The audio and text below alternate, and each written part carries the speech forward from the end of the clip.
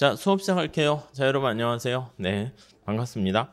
자, 우리 노동경제학 수업이잖아요. 근데 이 수업이 제가 좀 생각하기에는 우리가 객관식 시험이 아니라 주관식 논술형 시험이기 때문에 여러분들께서 직접 이렇게 필기를 많이 좀 하셔야 돼요. 제가 좀 판서를 하는 편이거든요. 그래서 뭐 필기 노트라든가 아니면은 연습장을 좀 이렇게 준비해 주시고요. 중간중간에 우리 경제학하면 그래프를 또 많이 그립니다. 그러니까 여러분들께서 자 같은 것도 이렇게 뭐 다 이렇게 마음에 드는 모양자든 그냥 자기한테 적합한 자를 준비하셔가지고요. 좀 이렇게 필기하시면서 따라오시면 좋겠습니다. 우리 기본 교재는 이걸로 사용을 할 거예요. 이게 원래는 아시겠지만 마무리용으로 이렇게 좀 쓰면서 자기가 거기다 내용을 좀 첨부하면서 할 만한 건데 약간 새로 동차반 교재를 쓰려고 하다가 그럼 자꾸자꾸 또 이게 두꺼워지는 상황이 발생하더라고요. 문장으로 쓰다 보니까. 그래서 이렇게 하고 그리고 우리 이게 일주일에 한 번씩 수업하는 게 아니라 매일매일 연속이다 보니까 약간 그것보다는 그냥 요 간략하게 요걸로 해서 핵심 포인트를 짚어드리는 게 어떨까 하는 생각을 해봐요. 자, 우선 이 공부하는 방법과 여러분들의 목표를 좀 아셔야 되는데 이쪽에서 한번 볼게요. 자, 여러분들의 지금 목표가 뭐냐라고 하면은 글쎄요, 경작이 노경이 처음이신 분도 있고 조금 공부하신 분도 있고 그렇겠지만 고득점까지는 아니더라도 아무튼 고득점을 통한 합격이 이제 목표일 수도 있고요. 또는 사람마다 이 목적 함수가 다를 수 있습니다. 이게 아니라 사실 동차반 같은 걸 통해서 이제 약간 빡세게 공부를 하지 않으면 시험장 가서요. 이렇게 뭐 멍하니 있다 오게 돼. 그러면 자칫 어떻게 보면은 그날 이렇게 뭐 참가했다는 데 의의가 있긴 하지만 이게 또 남들은 막 쓰는데 자기는 가만히 있으면 그것도 한 2시간 정도가 곤욕이에요. 그래서 시험장 들어가서 뭔가를 쓸 수 있는 이거요. 답안을 쓸 수 있는 정도의 수준을 우리가 확보하자. 이게 이제 목표일 수도 있어요. 사실은 꼭 전자보다도 후자도 괜찮습니다. 그래서 이제 여러분들이 선택 과목에 대한 그 고민이 늘상 많이 있으셨을 텐데 빡세게 한번 쫙 해보셔가지고 시험장 분위기 경험하신 다음에 이건 난 도저히 그래프랑 이거 해보니까 이 도저히 아닌 것 같다. 그러면 그냥 9월 달부터인가 그때 뭐 연기 시작할 때 과목을 뭐 경조든 민소로 바꾸셔도 돼. 근데 이렇게 빡세게 해봤더니 뭐 약간 할만하네 라는 생각이 드시면 그럼 그냥 계속 좀 그대로 가는 거죠. 아셨죠? 그래서 이게 아무튼 고득점까지는 아닐 수 있어도 뭐 뭔가 쓸 수 있다 보면은 또 이게 좋은 점수를 은근히 받을 수도 있습니다. 자, 근데 아시다시피 우리의 어떤 제약 조건이 있어요. 첫 번째는 시간이 제약돼 있는 측면이 있고요. 제한된 시간 내에서 하다 보니까 어쩔 수 없이 한계를 인정하고 들어갈 수밖에 없습니다. 1년 커리로 준비하는 사람과는 달리 약간 조금 그래도 나름 뭐 할만하긴 할 거예요. 그리고 여러 가지 체력이라든가 이런 것들이 제약 조건으로 작동할 수가 있습니다. 그래서 뭐 사실은 뭐 아직까지는 이렇게 뭐 빡세게 체력적으로 그렇지는 않을 수 있으니까 제 생각에는 좀 이렇게 힘드시더라도 또 지금 기회에 내가 얼마까지 이렇게 최대한 할 수 있는가 그거를 좀 한번 정해 보셨으면 좋겠습니다. 그리고 제약 조건은 기존에 경제학을 공부한 적이 있는가, 경제 공부를 했나 여부, 요것도 이제 중요할 거예요. 우리가 이제 노동경제학이다라고 하면은 이게 경제학 백그라운드를 베이스로 해가지고 공부를 하는 거거든요. 그렇기 때문에 경제학 내용을 어느 정도 알고 계셔야 돼요. 요거는요, 근데 우리가 이제 어디까지 하면 되냐면 동차분 여러분들께 아마 들으신 분도 있는 것 같아요. 그래서 GS 우리가 이제 연기에 제가 이때는 좀 시간이 좀 더 많아가지고 기초경제 부분이 있어요. 기초경제 파트를 동영상을 따로 뽑아가지고 이렇게 열어드렸을 텐데 그거를 들으신 분들은 괜찮고 안 들으신 분들은 우리 오늘 뭐 별로 하는 게 없으니까 오늘 좀 몰아서 듣고 내일까지 어떻게 해서 그걸 빨리 좀 끝내주셔야 돼요. 아셨죠? 예, 거기에는 뭐 기초경제는 도대체 뭘 배우는 거냐라고 하면은요. 이 기초경제는 말 그대로 경제학의 기초가 되는 수요와 공급 이런 걸 배울 거예요. 이런 거요. 예, 뭐 다시 이런 얘기는 말씀드릴 겁니다. 예, 그거 보시면 조금 더 자세하게 할 수가 있어요. 그러니까 물건을 사려는 사람이고 물건을 공급하려는 사람이고 이 사람들이 모여 있는 것이 시장의 작동 원리에 대해서 배울 거예요. 시장 하면은요 우리가 가격이라는 게 물건을 사는 사람과 파는 사람이 모여 있는 장소이고 가격이 바로 이제 보이지 않는 손의 역할을 통해 가지고 둘 다 윈윈 할 수 있도록 만들어 주거든요. 근데 요거보다는 사실 우리한테 좀 더 필요한 것은 들어보신 분도 있겠지만 무차별 곡선 이런 개념이 중요해요. 무차별 곡선은 이제 선호를 나타내는 효용 함수를 2차원의 평면으로 만들어낸 것이고요.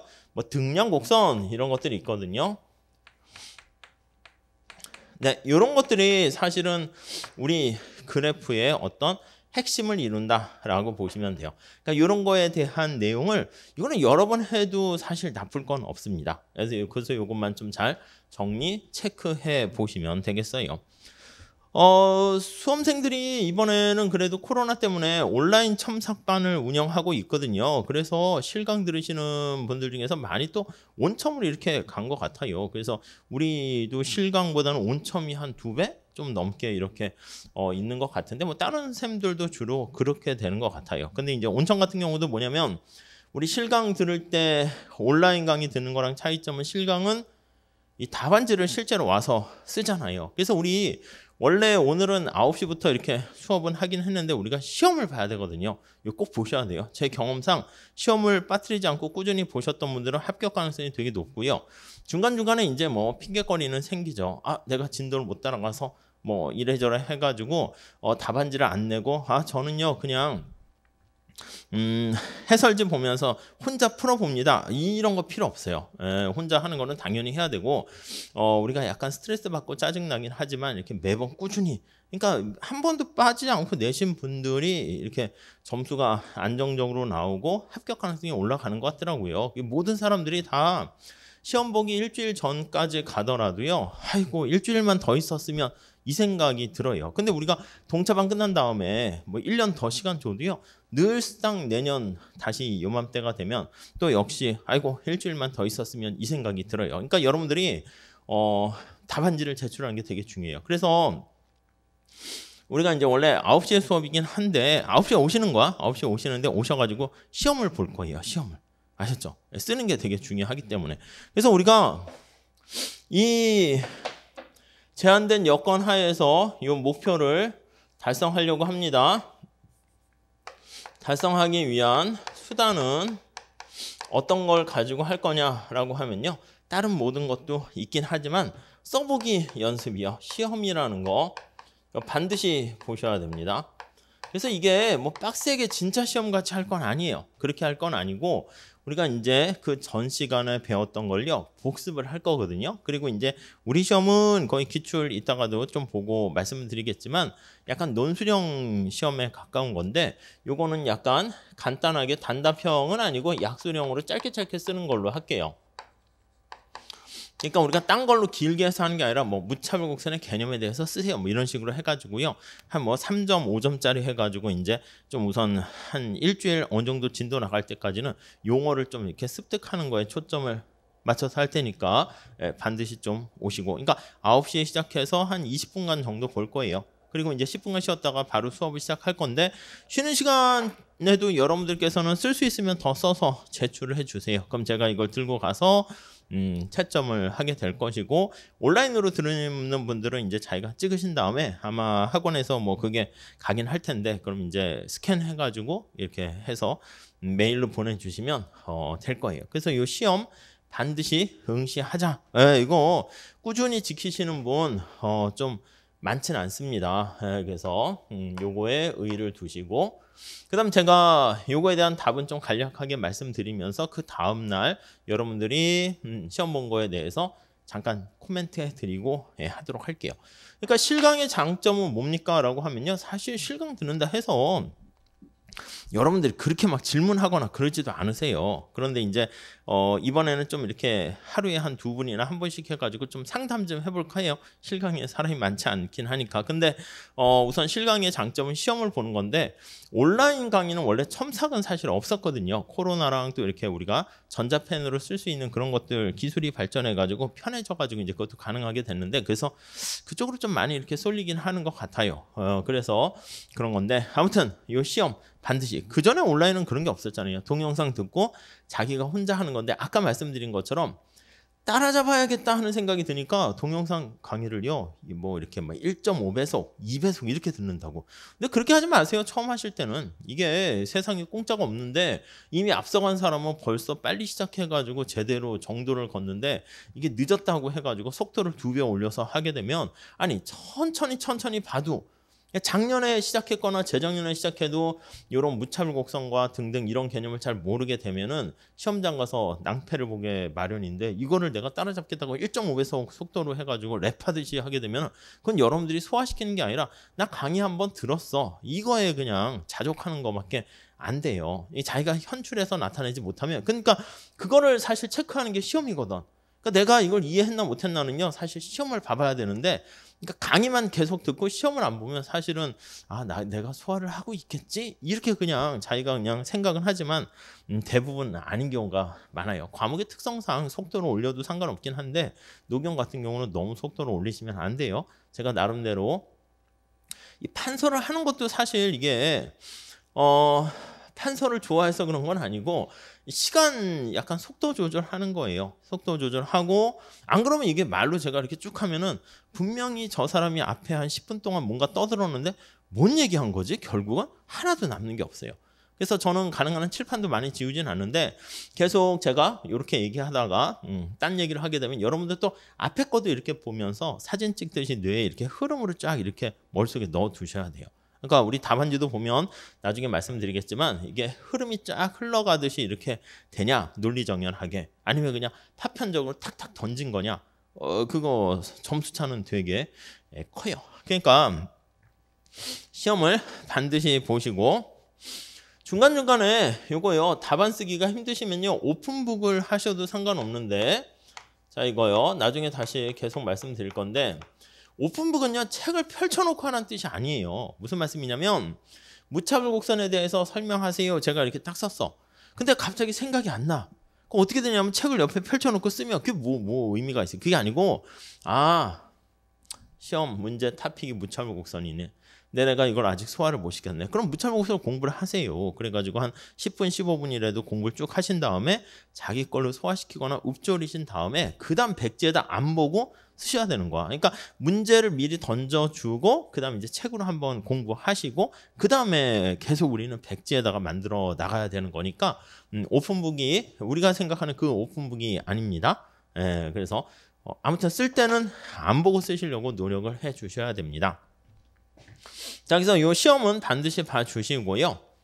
그 다음에 요거와 관련해 가지고 간단하게 상담을 할게요. 근데 제가 봤을 때는 상담이 그렇게 우선은 크지는 않습니다. 단지 여러분들이 아직 뭐 누적된 게 없으니까 뭐 그렇게까지 뭐 없긴 하지만 그냥 뭐 어떻게 친분뿐만 아니라 공부 잘 되시는가 그거를 한번 내일부터 조금 해보도록 할게요. 많은 수업 끝나고 하긴 할 거예요. 그래서 내일부터는 9시 30분부터 수업은 시작하고 여러분들 9시부터 하고요. 대신 끝나는 시간이 원래는 12시 반이 원래는 끝나는 시간이고 또 여러분들 오후에 또 뭐 인사 뭐 이렇게 수업 듣는 분도 많이 계신 것 같긴 해요. 그런데 그래서 한 12시 한 45분? 한 1시 좀 전에 좀 끝내도록 할게요. 그래서 식사하시고 또 오후에 공부하시고 그렇게 하시면 될 것 같아요. 아셨죠? 그래서 이 시험만 반드시 좀 봐주셨으면 하는 생각입니다. 자, 그리고요 우리가 아까 말씀드린 것처럼 시험을 보려면 이게 써보는 연습을 해야 되는 거잖아요. 그래서 여러분들이 지금 얘기한 것처럼 우리 교재에 나와 있는 것은 파편적으로 이렇게 돼 있으니까 서브노트 같은 거를 좀 이렇게 만드셔야 돼요. 근데 서브노트는 그냥 제가 필기를 받아 적는 노트라고 생각을 하시면 되겠습니다. 이것도 직접 해보셔야 됩니다. 아셨죠? 그래서 많이 써본 사람이 시험을 잘 볼 수밖에 없어요. 그래서 그래프 그리는 거랑 뭐 글씨 쓰는 거랑 이런 것도 자꾸 해보셔야 되고요.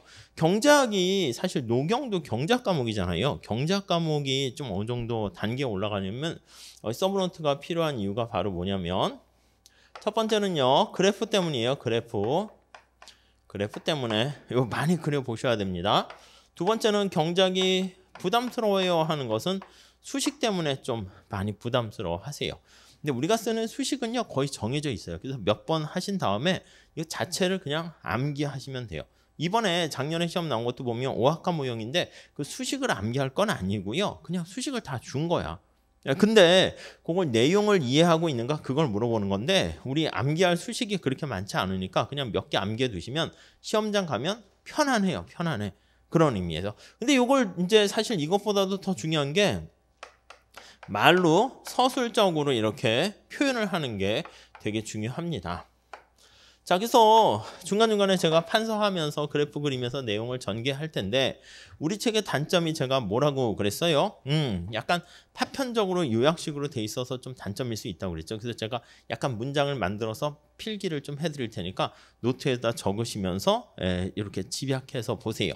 이게 이제 좀 필요하니까 서술적인 게 좀 필요해서 여러분들께서 우리가 하는 이 동차반 수업이 2주 후면 금방 뚝딱 끝나거든요. 그래서 우선은 일주일에 한 번씩이면 더 나을 수도 있긴 한데 과목마다 하면 그럼 차근차근 할 수 있는데 그게 아니어서 좀 너무 스피디하게 지나가요. 그렇지만 뭐 장점도 있어요. 빨리 끝내본 다음에 여러분들은 어떻게 이거를 보완을 하시냐면 이 수단과 관련해서 이제 말씀을 드리면 저는요 동차반을 다 들었는데요. 그 다음에 뭐 다른 과목도 이렇게 좀 하면서 하는데 또 뭐 어떻게 더 해야 될 게 어떻게 없을까요? 그러면 첫 번째는 동차반을 한 번 더 들으세요. 동영상을 좀 어떻게 열어달라거나 해서 그것도 괜찮고요. 아니면 사람마다 틀려요. 그래서 나중에 한번 개별적으로 한번 보셔야 될 것 같은데 동차반 하고요. 제가 교과서 특강을 했어요. 우리 시험은 최근 5년간 다 보리아스 책에서 출제가 되고 있거든요. 근데 그 책이 이제 개정이 됐어요. 그래서 내년에는 뭐 개정된 그걸로 하긴 할 건데 책은 개정된 것보다 그 이전판이 좀 좋은 것 같아요. 이걸 제가 원래는 연기인가 1기 끝나고 약간 보완용으로 해가지고 우리 책이 이걸 기반으로 해가지고요. 보야스라고도 해요. 보야스가 이제 원래 정확한 건데 제가 좋아하는 교수님이 보리하스 이렇게 발음하길래 저도 그냥 따라서 그렇게 하는 거예요. 근데 아무튼 이 책을 기본으로 강의를 했어요. 강의가 좀 길어요. 왜냐면 교과서를 그냥 밑줄 읽으면서 같이 이렇게 다 교수님 교과서 그 번역한 거 있거든요. 그래서 우리 거기 있는데 그거를 좀 선택하시는 것도 괜찮아요. 강의 수가 좀 많아요. 대신 좀 천천히 하냐고 거의 제가 어제 가보니까 한 70강 정도 되더라고요. 약간 많죠? 근데 이제 그게 무조건 막 1시간 반 이게 70강이 아니라 그냥 그때그때 상황에 맞춰서 목차를 제가 다시 오늘 정리할 건데 한 40분, 30분 이렇게 끊어서 수업을 했어요. 그러니까 요거는 이제 장점이 뭐냐라고 하면 말로 돼 있잖아, 말로. 교과서 문장으로 되어 있어요. 그래서 여러분들 중에서 그래프는 어떻게 그리긴 하겠는데 나중에 말씀드릴 거예요. 그래프 띠기띠 그리고 수식 띠기띠 그린다고 점수를 그냥 주지 않아요. 그렇기 때문에 문장으로 또 그래프에 대한 설명을 해야 되는데 요게 이제 책이 그나마 출제가 다 여기서 현재는 되고 있고 뭐 그래프 옆에 설명도 잘 돼 있고 제가 아예 강의를 할 때 밑줄 그냥 치면서 그냥 교과서 읽으면서 그냥 수업을 했어요. 저도 꼼꼼히 한번 책을 보자 하는 취지로. 그러니까 이걸 하는 것도 괜찮고 이렇게 하시는 분은 어떤 커리를 따라가는 거냐면 제대로 실력파로 이제 성장하기 위한 그런 분들은 이게 맞아요. 그러니까 올해 당장 합격할 수는 있겠지만은 그래도 좀 차근차근 해야겠다 하시는 분은 이게 좀 더 낫고 아니야 난 그래도 보니까 야 그 인사는 어떻게 띡띡하면 되겠고 노동법 같은 경우도 뭐 이렇게 뭐 1차에도 뭐 있고 하니까 그 어차피 동차반도 시험장 가서 그리고 많지는 않지만 진짜 맨 땅에 이렇게 처음 그냥 1차 진짜 이번부터 시작해가지고 합격하시는 분들도 있어요. 비중이 워낙 작으니까 우리가 그걸 예외로 하는 거지. 물론 그 밑에 백그라운드는 뭐 법학과 전공이거나 경제학과거나 뭐 공부를 이미 하신 거긴 하지. 노무사 시험에 본격적으로 한 거는 이제 최근에 이제 올해부터 된 경우겠지만 그런 분들은요 어떤 걸 들으시면 좋으냐면 GS 1기를 들으세요. 이게 지금 병행하라는 게 아니라 동차반 끝나신 다음에 녹용을 좀 계속 뭐 손 놓기는 좀 그런데 뭐 그런 분들은 요거를 좀 하시게 되면은 이렇게 되면은 이거는 그냥 아예 실력하는 것보다는 실전에 대해서 내가 당장 들어가서도 얼마 이상의 한번 해볼까 하시는 분들은 요게 나아요. 2기, 3기 하면 안 됩니까? 그것도 괜찮은데 사실은 제 강의는 그냥 1기까지만 잘 들으셔도 내용은 다 커버되고 2, 3기는 그냥 반복하는 거고 뭐 노동경제학 책에는 다른 교수님 책에 난이도 있는 것들도 이제 2, 3기에 조금씩 이렇게 풀어드리긴 하는데 뭐 아직까지는 1기 정도의 수준만 해도 시험장 가서 다 그냥 고득점 하는 데는 충분해요. 아셨죠? 그러니까 뭐 너무 욕심은 안 내시고 그 정도만 우선 하시면 될 것 같습니다. 아셨죠? 네, 그래서 다시 정리를 해보면 수업 빠지지 말자. 이 2주니까 거의 한 11번 수업이니까 컴팩트하게 싹 진행돼요. 그러니까 사실은 오후에 또 수업이 있으신지 모르겠지만 그냥 노경에만 그냥 쏟아 부으셔야 돼요. 수업 오전에 노경 하시고 오후에 식사하신 다음에 노경 계속 보시고 인사 들으시면서도 인사 들으시나? 경조는 아니죠. 인사 수업 뭐 같이 영상으로 어떻게 하건 들으시면서도 옆에 노경책 펴놓으시고 뭐 그러셔야 된다니까. 그래야지 이게 노경이 진짜 효자 과목이 되는 건지 아닌지를 자기가 알죠. 어차피 인사는 그냥 하셔야 되는 거잖아요. 이건 필수 과목이니까. 근데 노경을 과연 이걸 계속 끌고 갈까? 내년에 바꿔버릴까? 요즘 이렇게 다시 또 경조 막 하다가 진짜 그 암기량이 너무 많아가지고 노경을 선택하겠다고 하시는 분들도 꽤 있어요. 메일도 오고 뭐 이렇게 많이들 문의가 오는데 뭐 사실은 좀 늦긴 했지만 그래도 뭐 그런 분들은 뭐 오히려 잘 된 거긴 하죠. 그러니까 이걸 빨리 나한테 맞는가를 테스트를 해보기 위함이다 라고 보시면 되겠습니다. 뭐 그 정도 좀 말씀드리고 싶어요. 자, 그래서 우리 내용은요 그 어떤 걸 그러면 수업을 할 겁니까 하면 제가 그 기출 문제를 나눠드리긴 했어요. 그걸 한번 보시면 우리 시험 문제가 되게 나오는 파트가요 편파적이에요. 그래서 이제 수단 방법 중에서 하나 수업 방식인데요. 지금 이쪽에다 쓸게요. 거기 보시면 A급에 해당하는 토픽만 이렇게 주로 다루려고 합니다. 그래서 실제 시험도 주로 A급에서만 주로 이렇게 많이 나왔고요. 그래서 우리 그 핵심 요약 정리에 보면 A급뿐만 아니라 B급, 뭐 C급도 뭐 조금씩 들어가 있는데 약간 부차적인 것들은 빼버리고요. 그거는 이제 뭐 나중에 그냥 뭐 한두 개 파편적으로 해도 돼요. 아셨죠? 그래서 A급에 해당하는 토픽들만 주로 얘기를 할 거고요.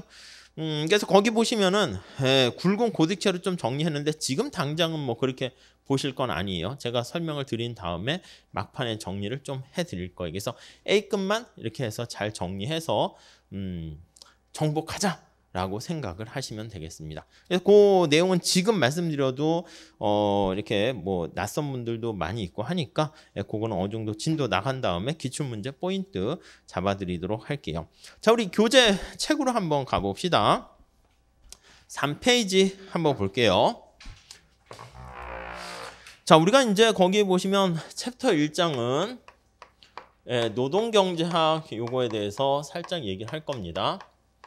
그래서 제가 이제 내일부터 시험 볼 때 노동경제학이란 무엇을 다루는 학문인가 이런 거 꼭 내요. 그러면 이 여러분들 계속 얘기하지만 그래프를 머릿속에 막 암기하는 것도 중요하지만 그거를 현출해서 밖으로 배출하지 못하면 의미가 없어요. 자, 우선 하나하나 따져서 보도록 할게요. 경제학의 한 분야예요. 경제학의 한 분야. 그래서 우리 기초경제 파트 있잖아요. 기초경제 파트를 보시면 제가 열어드렸는데 그거 반드시 오늘 어떻게 몰아서라도 밤새서 하셔야 돼요. 아셨죠? 저보다는 더 여러분들이 공부를 많이 하셔야 되지 않겠습니까? 저보다 늦게 주무셔야 돼요. 저 어제도 3시에 잤어요. 3시. 그래서 제가 카페에 이게 댓글 다는 게 주로 1시 반에서 2시. 이게 또 수험생들이 많아져가지고 이게 제가 매일매일 들어가지 못하거든요. 그래서 뭐 이렇게 스마트폰으로 보긴 하는데 이걸로 이게 손가락으로 하기가 너무 그래. 그래서 컴퓨터 앞에 앉아가지고 좀 하려고 하다 보니까 그렇게 되는 건데 질문도 많이 좀 올리셔도 돼요. 다른 분들이 잘 답변도 달아주시니까. 근데 저도 막 1시, 2시 이렇게 자니까 여러분들은 당연히 더 그렇게 하셔야죠. 지금 이때가 또 되게 중요합니다. 그래서 앞에 기초경제 못 들으신 분들은 오늘 그냥 수업 끝난 다음에 다른 거 수업 끝난 다음에 그거 하시면서 오늘 진도 그렇게 많이 나가지 않으니까 그냥 강의를 한 4-5개 이렇게 막 들으시고 전에 공부하신 적이 있으신 분들은 그거는 배속을 올리셔도 돼. 제가요 경제 원론 정도는 들었는데요. 이거 무차별곡선이 가물가물하네요. 그러면 이제 속도를 좀 빨리 올리시다가 조금 잠깐 생각이 안 나는 것 파트에서는 다시 1배속으로 듣고 좀 조정하면서 그거는 여러분들이 하셔도 되는데 아무튼 기초경제 강의를 빨리 끝내셔야 됩니다. 경작이 뭐냐라고 얘기하면요.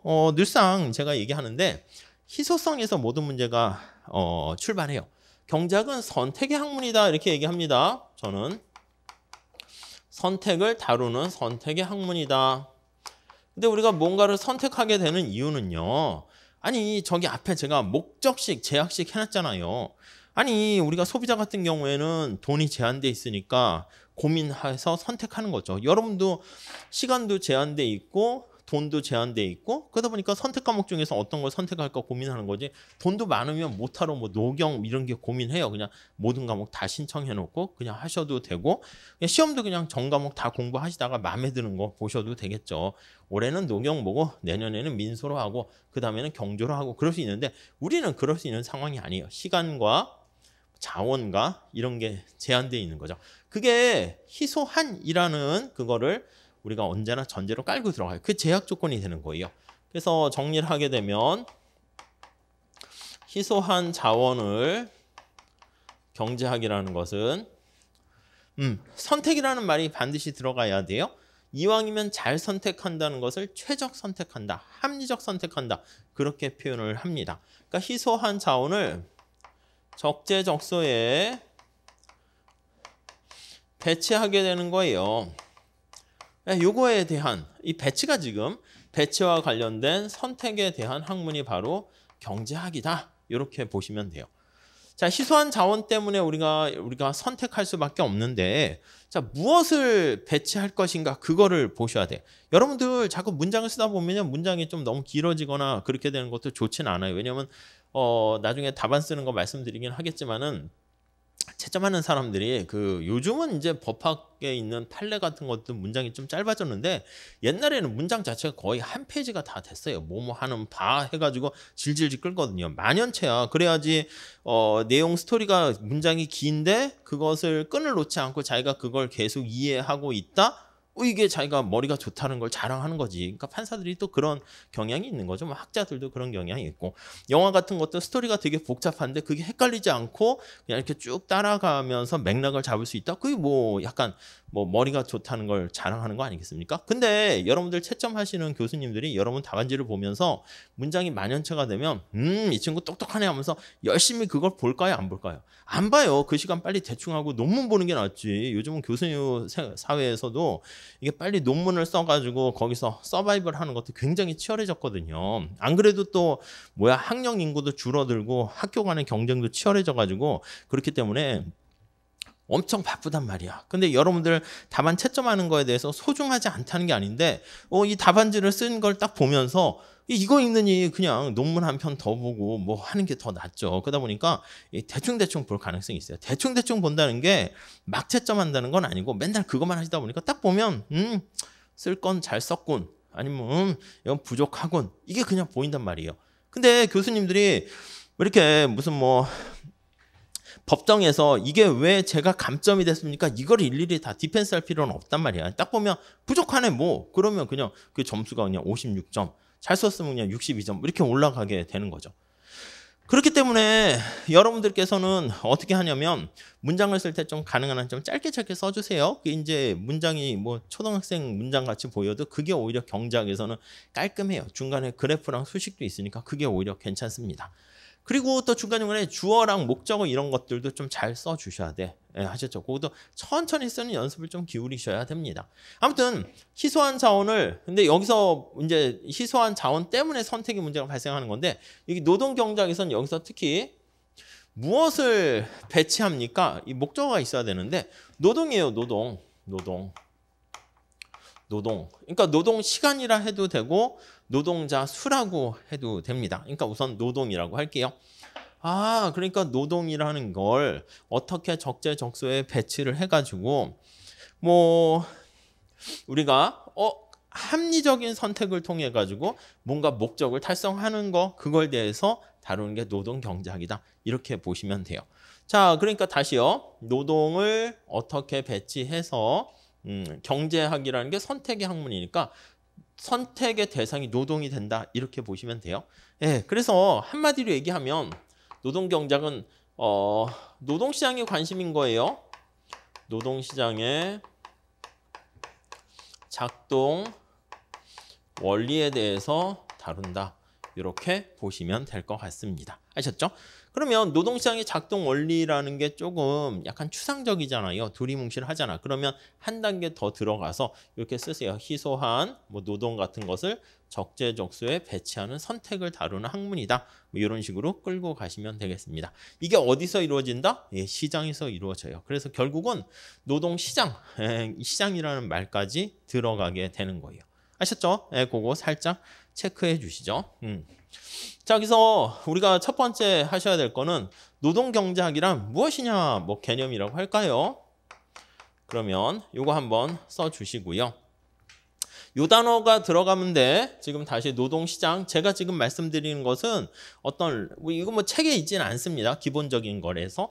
어떤 레고의 벽돌과 같은 거를 제가 이렇게 말씀드린 거야. 그럼 여러분들께서는 요런 단어를 버무려 가지고 쫙 이렇게 실로 엮게 되면 여러분만의 답안지가 되는 거예요. 그러니까 잘 모르겠어요. 다른 과목 같은 경우는 어떤 개념이 있으면 그걸 통문장을 암기하는데 글쎄 판례 같은 거야 이제 좀 문장 자체가 좀 약간 정갈하고 좀 잘 이렇게 정리가 돼 있으니까 그걸 암기하는 것도 자기가 이렇게 나중에는 좀 익숙하게 표현될 수 있는 좋은 표현이 나올 수 있는데 우리 노경 같은 경우는 그렇지는 않습니다. 그냥 여러분들이 그냥 단어 같은 것들을 여기 희소성 선택 이런 것들 표현만 묶어서 쓰는 연습을 키우셔야 돼요. 아셨죠?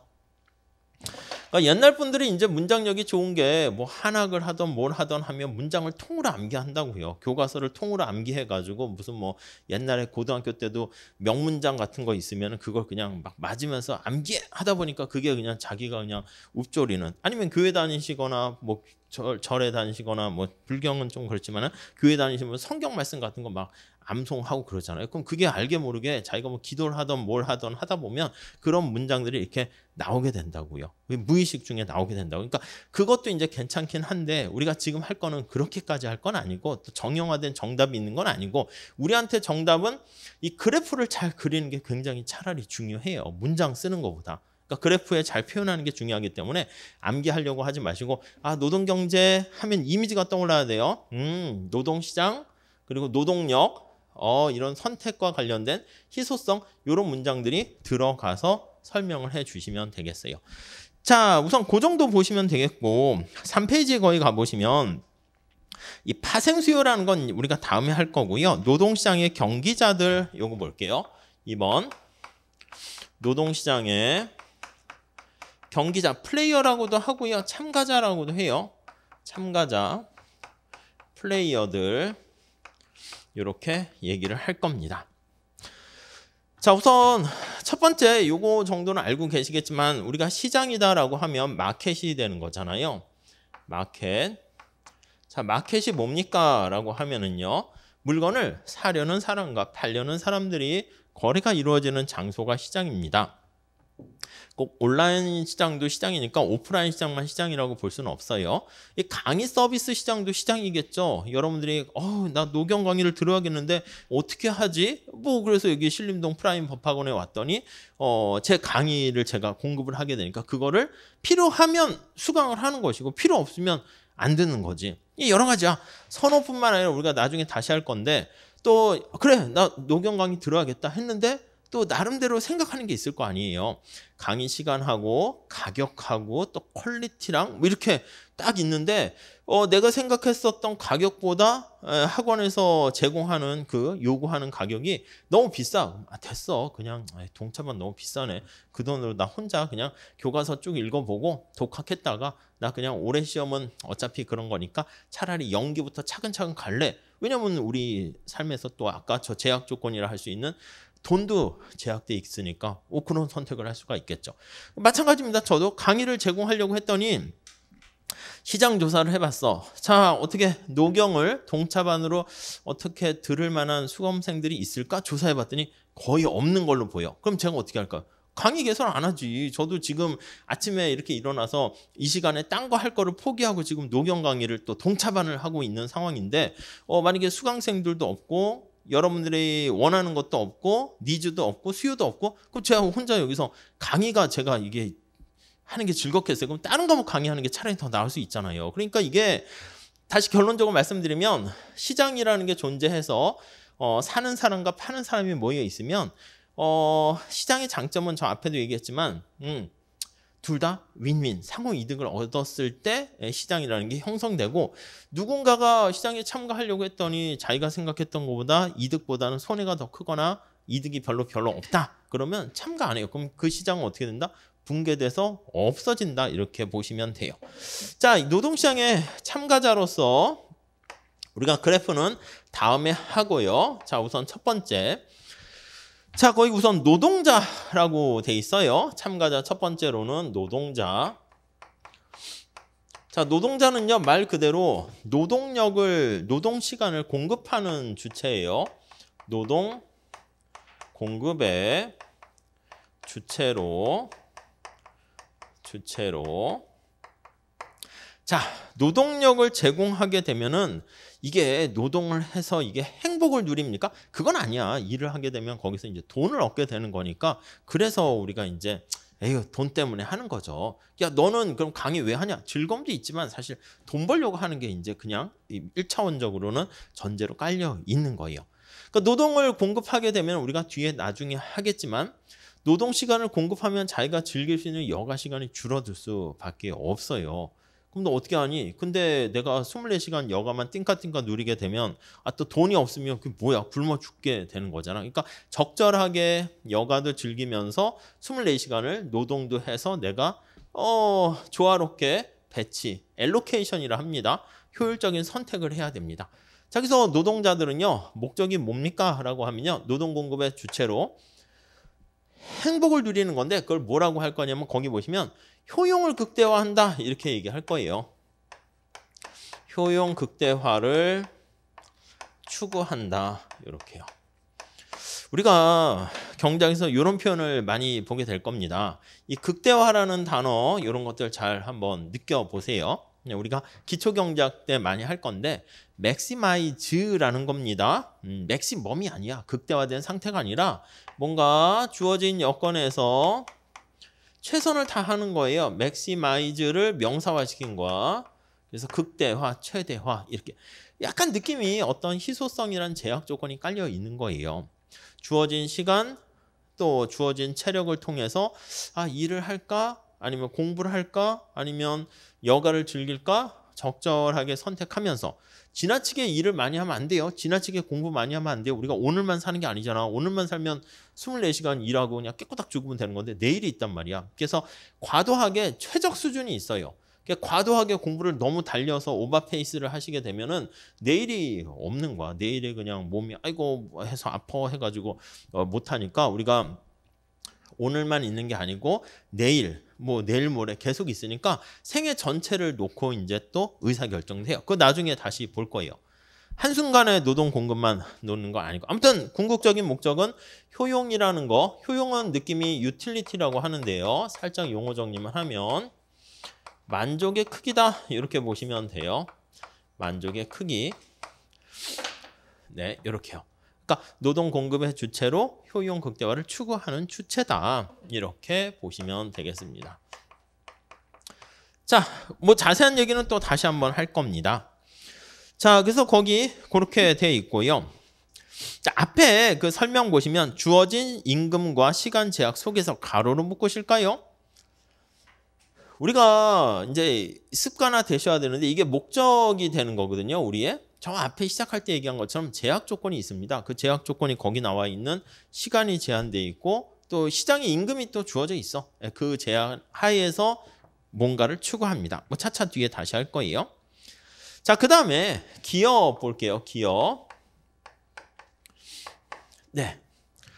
기업은 이제 돈을 벌려고 하는 거예요. 그걸 이윤을 추구한다 하는데 기업이라는 게 뭐예요? 기업이라는 게 우리 삼성, 현대 이런데 기업의 주체는 뭐냐면 생산의 주체야. 뭐냐면 노동과 자본의 투입을 쫙 받아가지고요. 그걸로 스마트폰을 만들거나 뭔가를 만들어내는 거야. 프라임이라는 기업도 마찬가지입니다.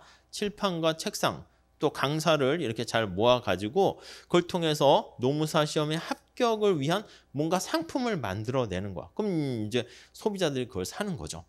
자, 그래서 기업은요 거기 나와 있는 것처럼 우선 첫 번째는 노동을 수요한다라고 보시면 돼요. 노동의 수요의 주체로 네 이윤을 극대화한다 이렇게 얘기할 겁니다. 이거 주체는 두 번 다 있어서 뺄게요. 이윤 극대화를 추구한다 이렇게 보시면 되겠습니다. 자, 그러면 도대체 이유는 뭐야? 우리 프라핏 이렇게 얘기하는 거죠. 자, 이유는 뭡니까? 라고 하면요. 이유는요. 기업이 벌어들인 총수입에서 총비용을 뺀 게 이윤이다. 이렇게 보시면 되겠어요. 우리 이 노경은요. 딴 과목도 뭐 그렇긴 하겠지만 뼈대를 잘 잡으신 다음에 실력이 쌓이시면 거기다가 살을 자꾸 붙여 나가시는 거예요. 그러니까 나중에 문장도 그냥 이렇게 그냥 한 줄 이렇게 짧게 쓰는 것도 괜찮지만 이걸 문장으로 만들어 주셔야 돼요. 저는 문장으로 만들지는 않았지만 그러면 이 앞에 이윤 앞에도 뭐 이렇게 뒤집어 쓰셔도 돼. 노동 수요의 주체로 이윤 극대화를 추구하는 그러니까 노동 수요의 주체로 이윤 극대화를 추구한다. 이때 이윤이란 총수입에서 총비용을 뺀 것을 말한다. 이렇게 부연 설명해 주셔도 되고요.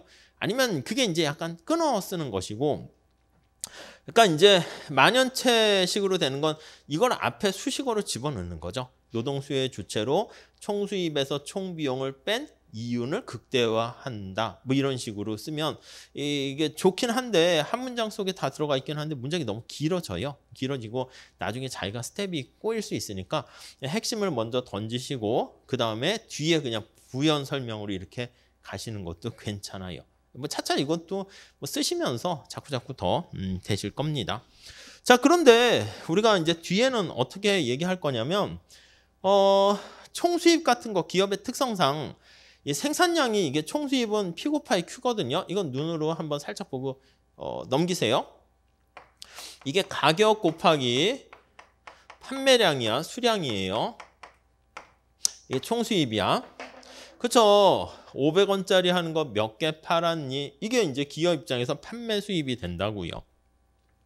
근데 보통은 이제 기업 입장에서는요, 이 수량 같은 것들이 이제 주어진 걸로 받아들여요. 그러니까 삼성전자나 현대자동차에서 소나타 자동차를 생산한다 그러면 그 마음대로 막 생산할 수 있는 한 많이 생산하면 안 되지. 시장 조사를 한다고. 얼마 정도 생산하면은 이게 또 어느 정도 가면 이제 소진되면은 이제 새로운 모델 나와야 되지 않습니까? 그러니까 수량은 주어져 있다고 가정할 거야. 가격도 이렇게 주어져 있다라고 또 완전 경쟁 시장에서는 얘기할 거예요. 그러니까 결국 가격도 주어져 있고 목표하는 수량도 주어져 있다라고 하면은 그 총수입은 아예 고정된 거와 똑같은 상황이 돼요. 자, 그러면 우리의 목적이 이윤을 올리는 거잖아요. 그럼 이윤 극대화는 얘가 고정돼 있으면 비용을 극소화하는 거랑 똑같습니다. 그래서 우리가 약간 궁극적인 목적은 이윤 극대화를 추구하지만 때로는 거기에 나와 있는 것처럼 비용을 극소화한다. 이렇게도 얘기를 할 거예요. 비용 극소화를 추구한다. 이렇게요. 기본적으로 아무 얘기 안 하고 그냥 이윤 극대화를 추구하는 기업은 하면서 보시면 되겠어요. 그 식은 차차 다음에 할 거고요. 자, 우리가 경제학은요, 이게 노동의 공급자고 노동의 수요자가 이렇게 있는데 서로 시장에서 거래가 이루어집니다. 근데 둘이 알아서 자발적으로 잘 거래를 하고 교환을 하면 상관없는데 기업이 근로자에게 갑질을 한다거나 아니면 노동자가 계약을 체결했어. 하루에 8시간씩 일하기로 했는데 그냥 뭐 4시간만 일하고 도망가 버렸어. 먹튀를 하거나 이렇게. 그럼 계약이 깨지는 거잖아. 그 누군가에게 피해가 되면서 그게 너무 세게 되면은 시장 자체가 붕괴할 수 있으니까 정부가 나서 가지고요. 하나의 경제 주체로서 조율을 한다라고 보시면 되겠습니다. 그래서 거기 정부 보시면 자, 정부의 목적은 뭡니까? 정부의 목적이 뭐예요?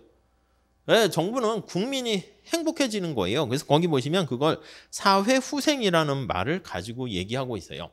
그래서 우리는 정부는 사회라는 것은 지금 여기서는요. 우리 우선 이렇게 먼저 쓸게요. 사회후생을 극대화 추구하는 주체다라고 보시면 되는데요. 여러분, 사회라는 게 뭐예요? 소셜이라는 게. 아니 뭐 여러 사람들이 모여 있는 건데 여기선 지금 노동 경제니까 누가 모여 있는 거야? 노동자와 기업으로 구성된. 그러니까 노동자가 행복, 기업의 행복은 돈을 버는 거잖아. 그래서 이 사회후생 극대화는 거기 옆에 뭐 U 해서 그 유틸리티의 약자인데 노동자와 기업으로 구성된 사회 전체의 후생은 다시요. 같은 말이에요. 후생은 뭐냐면 웰페어를 번역한 건데요. 용어 정리만 살짝 해주세요. 웰빙이에요, 웰빙. 근데 이제 그걸 경제학에서 후생이라고 쓴 거야. 행복이라고 보시면 돼요. 행복. 그러니까 노동자와 기업으로 이루어진 집단 전체의 행복을 극대화하는 거다. 이렇게 보시면 되겠습니다. 그러니까 우리가 간단하게 목적 함수라고 합니다. 목적 함수가 뭔가, 목적이 뭔가 그걸 파악하셔야 돼. 그래서 정부는요, 거기 국가 전체의 사람들로 이루어진 사회 전체의 행복, 후생을 극대화하는 거예요.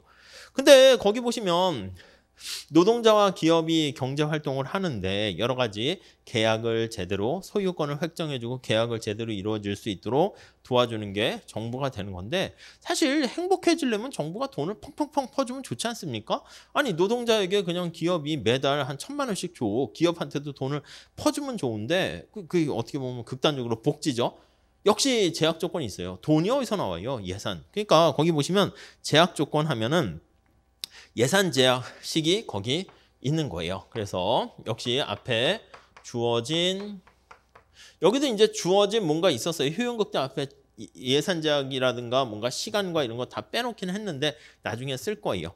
정부도 주어진 예산 제약 하에서 네.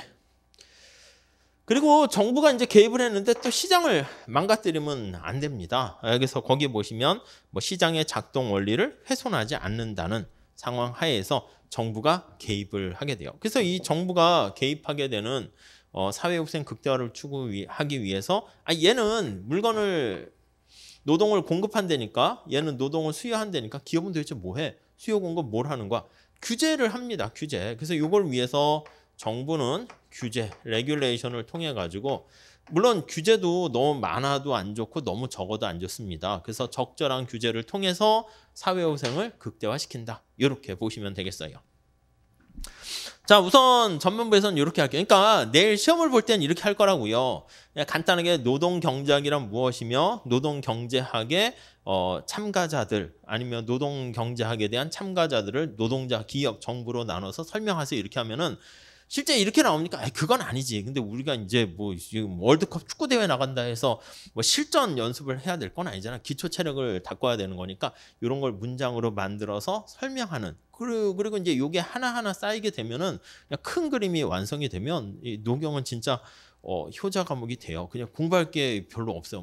이렇게 됐군. 그래프에 또 맞은 게 들어가니까. 그래서 그 그래프를 그려놓은 다음에 그걸 여러분들이 이렇게 끄집어내면 돼.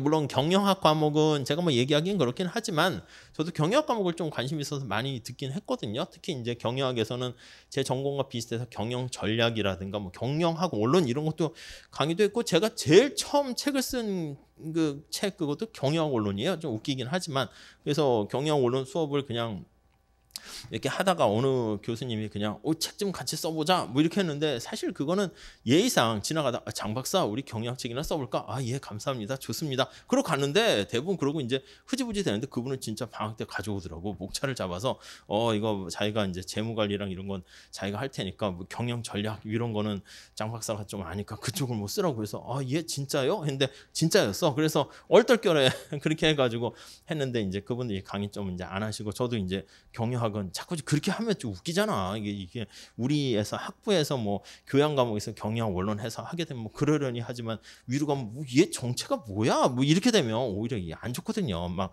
손흥민이 막 골프 치고 야구하고 막 이러는 거야. 취미로는 할 수 있겠지만은 더 들어갔다가는 이제 좀 웃기게 되니까 이제 그만두긴 했죠. 그래서 이제 아는데 거기에 보면 늘상 거기도 이제 경영학도 학문이니까 논리적인 흐름도 있고 그렇긴 해요. 근데 이제 논리적인 흐름 이런 거보다도 그냥 뭐 표와 내용을 막 엄청나게 이제 달달달 암기해서 뱉어내야 되는 거니까 이게 좀 이제 버거워요. 근데 경제학은 뭐 그렇지는 않습니다. 경제학은 저희 그래프랑 수식 이런 것도 중요하고 이것도 거기 나와 있는 간단한 목적식, 제약식 이렇게 해서 표현하는 그게 더 중요한 것이기 때문에 뭔가 암기할 게 그렇게 많지는 않아요. 근데 이제 그 어느 정도 단계까지 레고 블록 쌓듯이 벽돌을 차곡차곡 올라가면 나중에 이렇게 현출해내는 데는 어려움이 없고 부담이 없는데 이제 그걸 제대로 안 하게 되면은 도대체 이게 뭘 어떻게 해야 돼? 약간 그런 문제가 있긴 하고요. 그리고 이제 할 게 없으니까 지금 이렇게 보면은 뭐 고인물이 많으니 고수가 많으니 하는데 고수가 많은 게 아니고요. 사실은 그 정도 답까지 이렇게 쓰기가 처음에 힘들어서 그런데 그 단계까지 올라가신 분들은 또 되게 많아요. 많기 때문에 어려운 건 아닌데 올라간 다음에는 이제 그날 시험장 가서 자기가 얼마나 긴장 안 하고 쓰는가 하게 되면 그날 컨디션에 따라서 저 뒤에 이제 노동경제학도 GS 2기 같은 것도 이렇게 있는데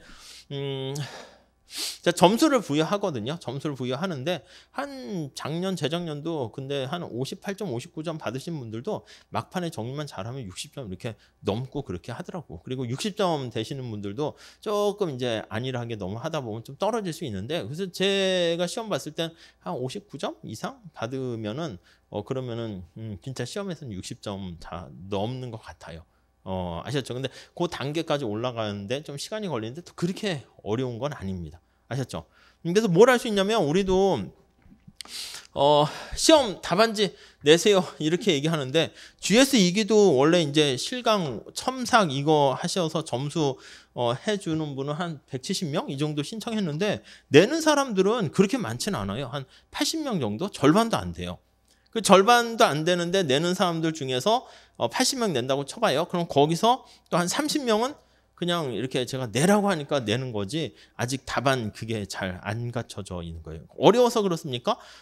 어렵다기보다는 우리가 이제 연기 1기 때 좀 이렇게 신경을 많이 쏟아야 되는데 대부분 상담을 해보면 노동법 우리가 이제 그 노동사가 되니까 노동법에만 엄청 행정 이렇게 쏟고요. 노경은 또 이제 선택 과목이 뒤로 밀리니까 그때 원래 많이 했어야 되는데 그때 안 하시더라고요. 이제 뒤로 미루고 제가 노동법과 행정은 이제 됐고요. 인사는 해도 아직은 모르겠고요. 노경을 이제 하려고 합니다. 이제 하려고 하면 안 돼. 그때 이제 많이 해놓고 앞에 잘 돼 있는 분들은 이제 큰 틀을 이미 잡은 거고 뒤에 가서 이제 할 게 없으니까 이제 그때 인사 암기하고 이렇게. 그래서 이제 효자 과목이라는 게 노경 자체 갖고 이제 고득점 하시는 분들이 있는데 그것보다는 그냥 노경은 좀 할 거 없으니까 막판에 3기 끝나면 시간이 꽤 있어요. 그때 이제 노경의 시간을 어떤 분은 진짜 뭐 2기 끝난 다음 3기 하면서 시험 볼 때까지 노경을 한 20시간도 안 본 분도 있다고 하더라고요. 그러니까 그냥 가끔 수업은 듣고 자기가 혼자서 하는 시간이 그 정도도 안 되고 나머지는 인사와 행정에 쏟아부어가지고 거기서 이제 고득점 해가지고 우리가 이제 다 잘 봐야 되거든요. 그러니까 합격하는 전략을 쓰시는 분도 있어요.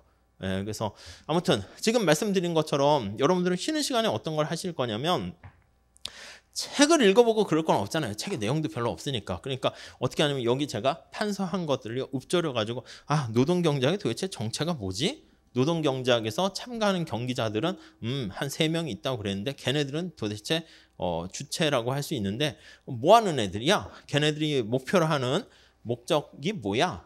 뭐 그런 것들 이렇게 한번 스스로 정리를 해주세요. 그러니까 머릿속으로 살짝 생각은 해두시고 또 써보셔야 돼. 그러니까 백지에다가 노동경제학의 경제 주체로서는 뭐 노동자와 기업과 정부가 있다. 이때 노동자는 뭐 주어진 시간과 임금 하에서 효용 극대화를 추구하는 주체이다. 기업은 뭐 아까 얘기한 것처럼 이윤 극대화하는 건데 기업이 돈을 많이 벌기 위해서 삼성이 우리도 뭐 삼성같이 스마트폰 만듭시다 할 수 있어요? 기술 같은 게 없으면 안 되잖아. 우리가 뒤에 다시 하겠지만 주어진 제약된 어떤 기술과 등등등 뭐 그런 걸 통해서 이윤을 극대화한다. 정부는 뭐 여기 나와 있는 사회 후생의 극대화를 추구하는 주체로서 뭐 노동자와 기업이 원활하게 경제 활동을 할 수 있도록 규제라는 말이 들어가셔야 됩니다. 적절한 규제를 통해서 사회 후생을 극대화하는 것을 추구한다. 이런 식으로 만들어서 차곡차곡 더해 나가시면 될 거예요. 그러니까 그게 되면 우리 노경에서는 엄청나게 화려한 문장력이 필요한 건 아니기 때문에 그러면 뭐 현출하는데 어려움은 없지 않을까 해요. 자, 이렇게 하시고요. 잠깐만 쉬었다가 뭐 뒤에 또 이어서 할게요. 수업은 이렇게 뭐 한 50분 정도 하고 10분 쉬고 뭐 그렇게 할 겁니다. 아셨죠? 잠깐만 쉬었다 할게요.